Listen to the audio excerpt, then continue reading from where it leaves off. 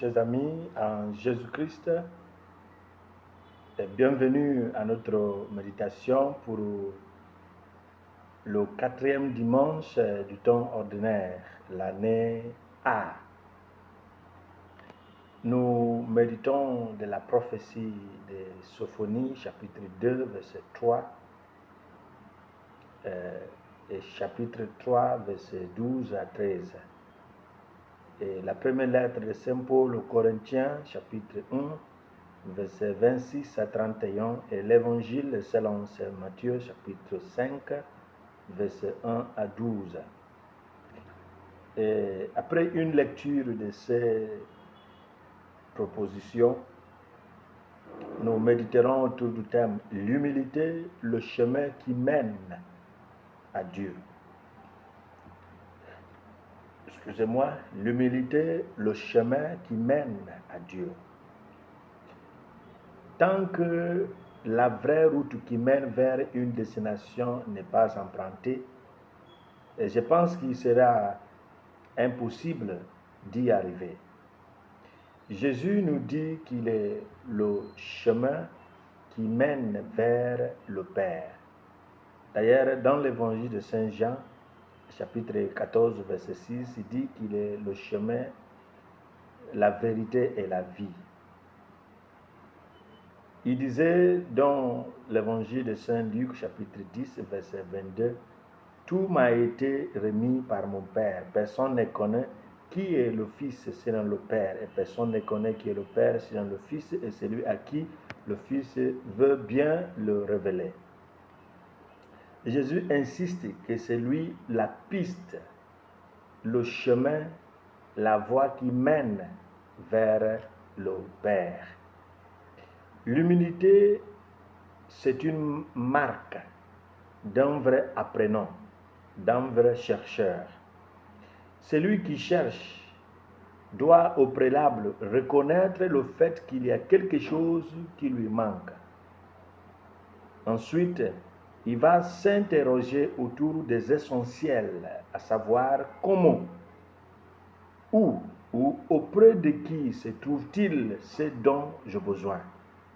C'est seulement par la voie d'humilité qu'une personne peut s'interroger de cette façon. Et cette phase interrogatoire est animée par la vertu d'humilité. Conduit par l'humilité, il est possible de nous laisser guider par la règle de la recherche selon différents domaines. Et c'est pourquoi nous disons que l'humilité, c'est la marque d'un vrai chercheur, d'un vrai apprenant. Quant au domaine de Dieu, le prophète Sophonie nous exhorte ainsi: « Cherchez le Seigneur, vous tous, les humbles du pays. » Cela fait allusion aussi à l'humilité qui accomplissait sa loi. Cherchez la justice, cherchez l'humilité. Peut-être serez-vous à l'abri au jour de la colère du Seigneur. C'est ce que nous lisons dans la première lecture. Alors la justice nous permet de se débarrasser de tout mensonge et de langues trompeuses, des langages trompeurs. Lorsqu'une vie est marquée par ou de la justice, elle devient une menace à l'injustice qui en revanche va la persécuter. Il faut noter que la justice dont il s'agit n'est pas l'auto-justice. Il s'agit d'une justice accrue de la grâce de Dieu qui, en Jésus-Christ, est devenue pour nous sagesse venant de Dieu, justice, sanctification et rédemption.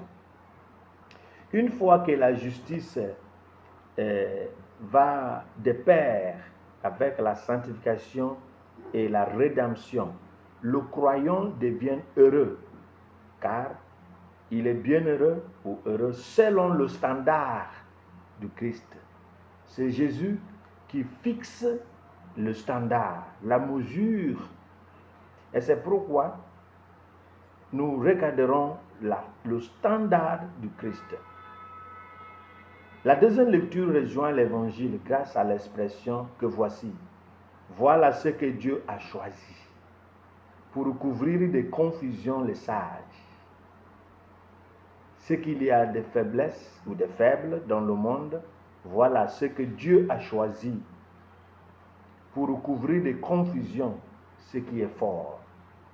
Ce qui est d'origine modeste, méprisé dans le monde, ce qui n'est pas, voilà ce que Dieu a choisi pour réduire à rien ce qui est.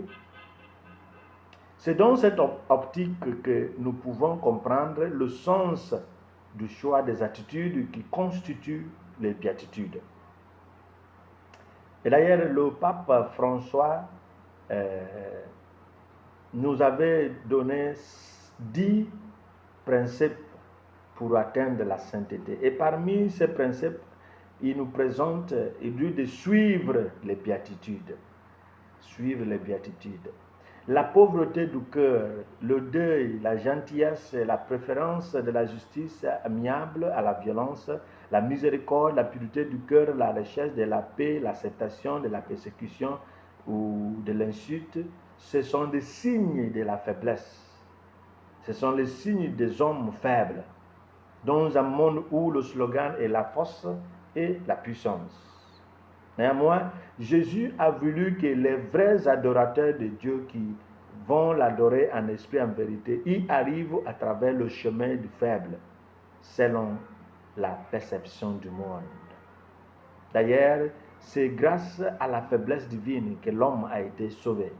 La faiblesse sur la croix qui a manifesté la force rédemptrice de Dieu. Alors, chers frères et sœurs, en lien avec le message du mystère de l'incarnation dont l'Église nous dit de méditer en profondeur durant cette période de temps ordinaire, la première partie, nous sommes invités à nous laisser pénétrer par l'amour de Dieu qui a envoyé son Fils unique pour notre rédemption. Et cet amour contagieux nous met en couple avec le Christ et avec son Église dans laquelle nous devenons le sacrement du Christ. Et c'est pourquoi l'humilité ne doit pas manquer dans tout ce que nous faisons, parce que l'humilité est le chemin qui mène vers Dieu. Et cette humilité nous permettra de voir le sens des béatitudes, voir l'accepter. Et que Dieu nous bénisse, le Père, le Fils et le Saint-Esprit. Amen.